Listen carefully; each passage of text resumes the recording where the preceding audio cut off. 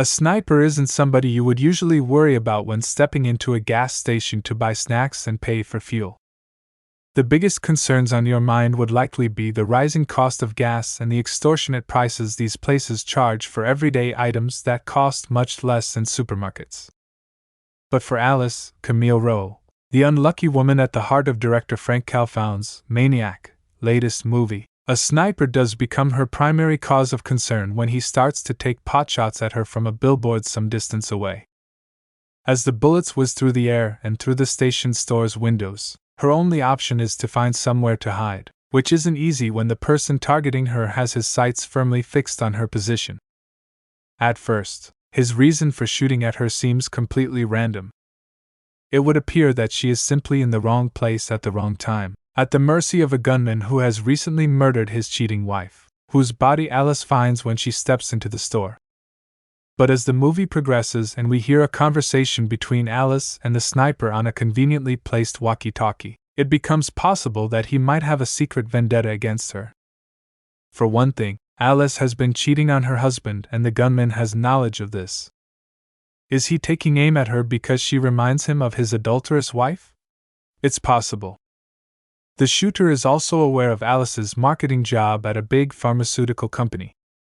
He takes offense at this and accuses her of killing people for profit, so there's a chance he is intent on wiping her out because he has a deep-rooted hatred of big corporations that spare little thought for the people they harm with their products. It may be that he's a conspiracy theorist railing against the world and taking out anybody he takes a disliking to. It's also possible that he's a psychopathic killer who hunts people down for pleasure. But the truth doesn't prevail, which is a little frustrating. Is Alice a victim of chance?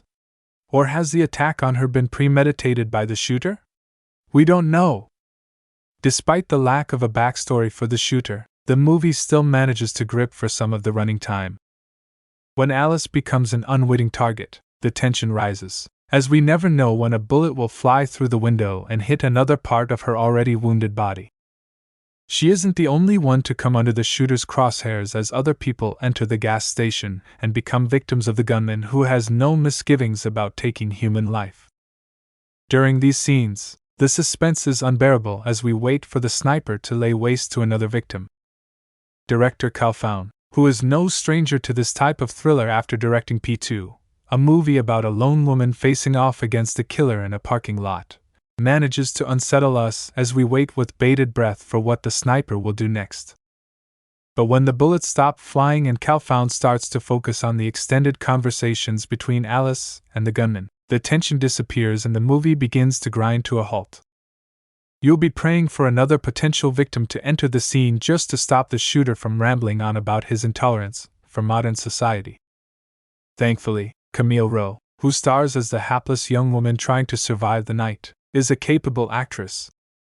She essentially gives a one-woman show throughout most of the movie as she wanders around the store looking terrified one moment and fiercely resilient the next. Rowe manages to hold our attention, even when the plot starts to go off the rails, and she gives us somebody to root for. Ultimately, Night of the Hunted is a movie of two halves. When it tries to be a suspense thriller, with the killer taking potshots at Alice and other unfortunate victims, it's a reasonable exercise in terror.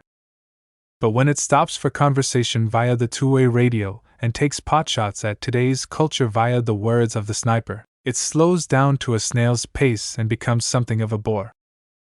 If you can forgive the movie its faults, you might find something to enjoy here if you're a fan of single-location thrillers with a protagonist in grave peril.